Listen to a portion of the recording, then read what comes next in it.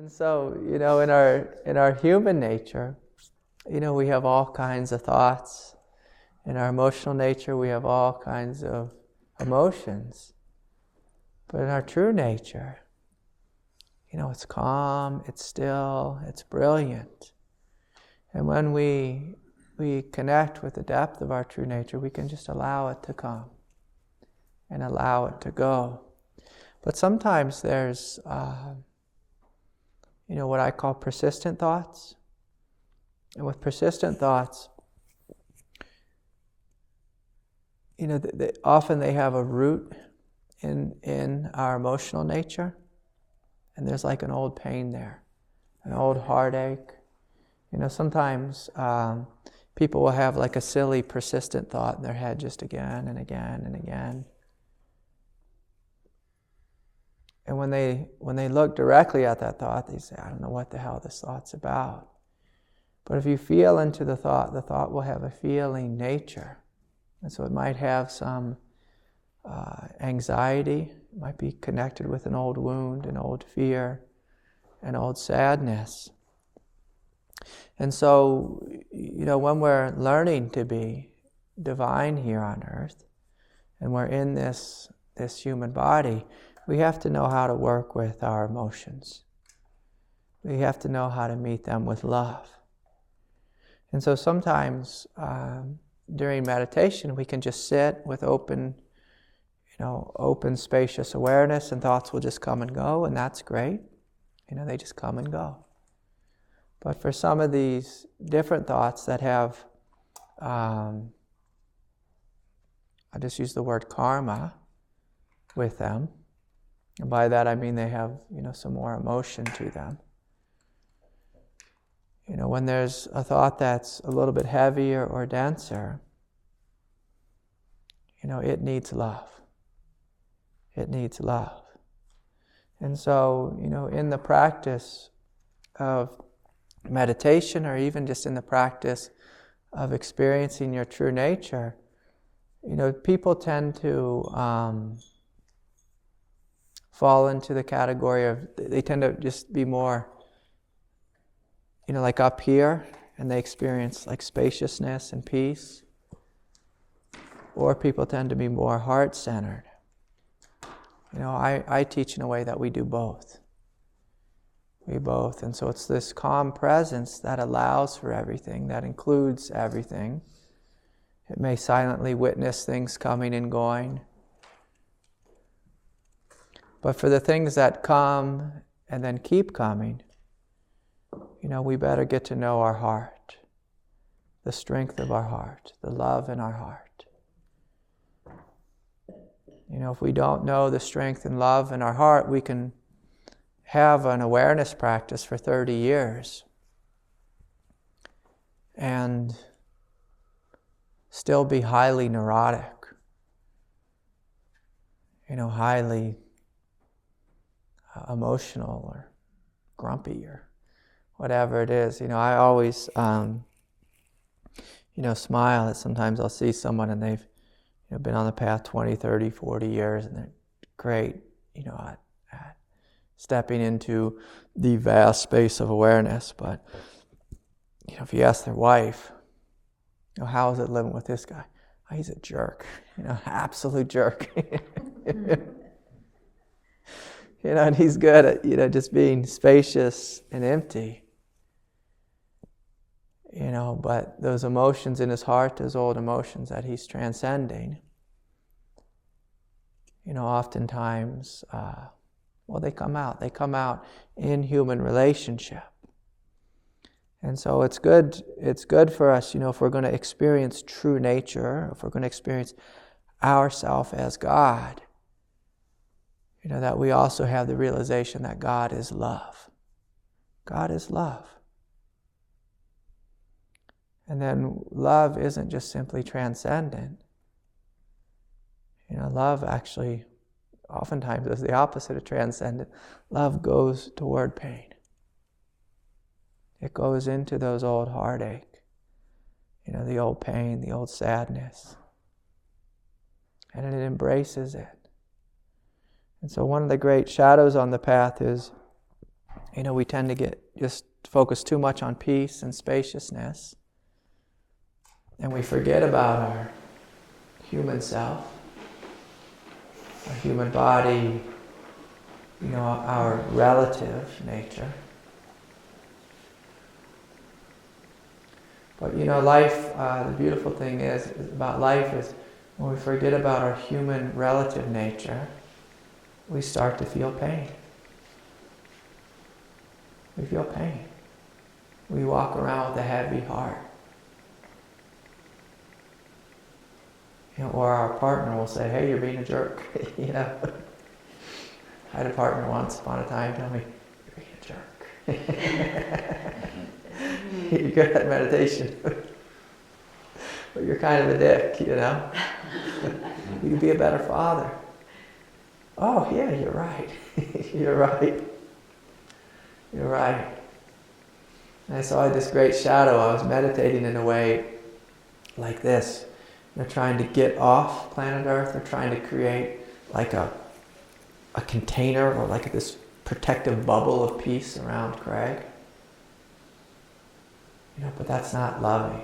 If I just care about myself, and I'm demanding that the environment be quiet and tiptoe around me, that's the opposite of love. It's the opposite of love.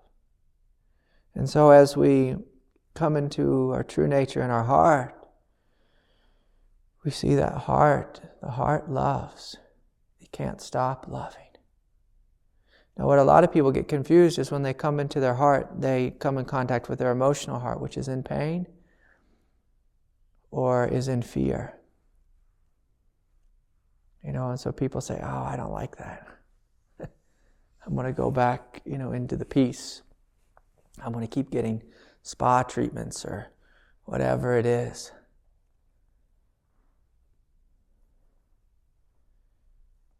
But life is inviting us to embrace it, to embrace life, to embrace our heartache, to be like Christ, to be compassionate, to walk into the heartache, the sadness, the fear, the anger.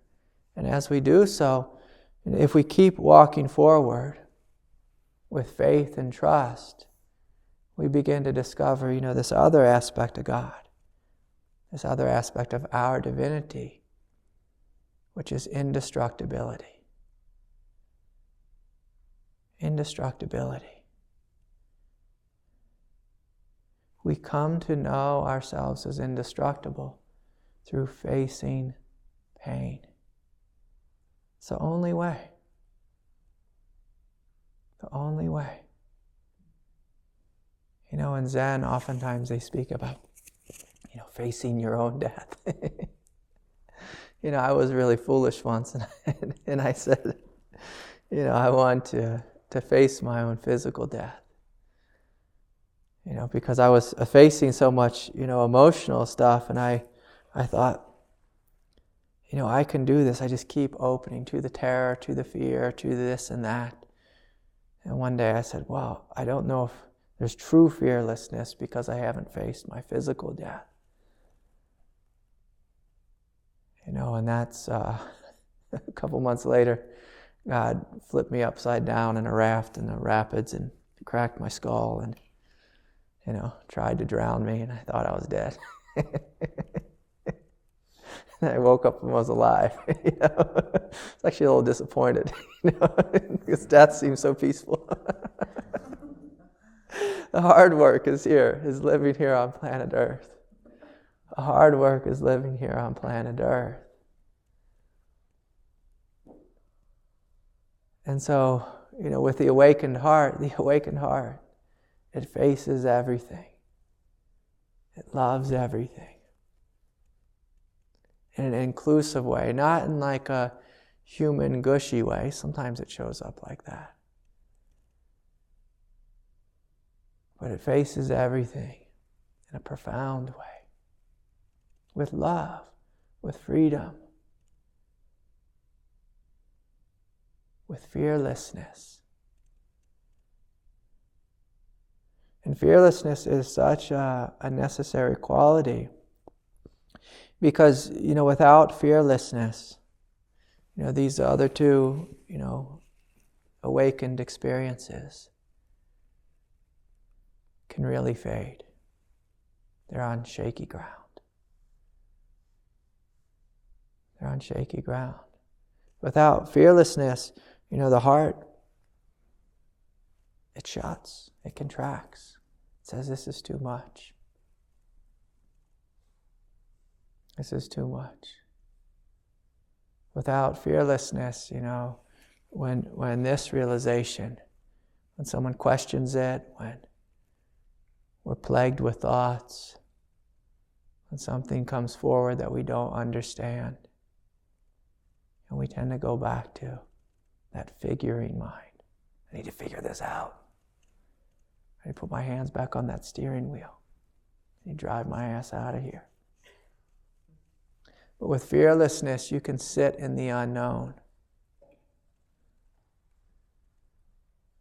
and wait for life to show you the truth.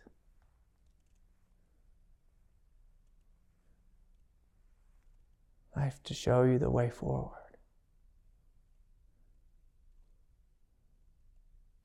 And so it's good to get to know these aspects of self. And, like when I was young, I thought I was going to meditate myself into these three aspects of truth. That's the arrogance of our mind. That's the arrogance of being like a good, disciplined individual. It's through my will that I realize the truth.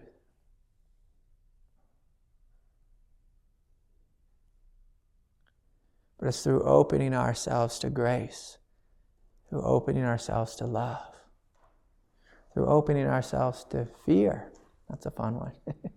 That we discover fearlessness.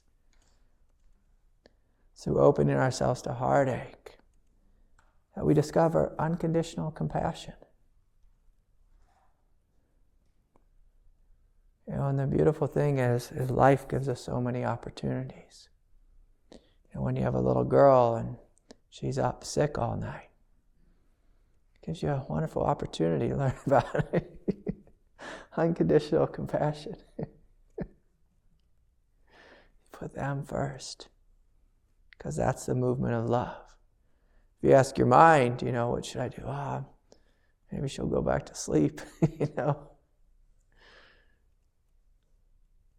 Maybe she'll be quiet. What if you ask your heart? You hop in bed with her and you hold her. Whether that's for one night or 7 nights. And see, this is what life is showing us. How strong we are. How loving we are. It's eternally pushing us into something greater. And so the question is, are you listening? Are you jumping into the truth?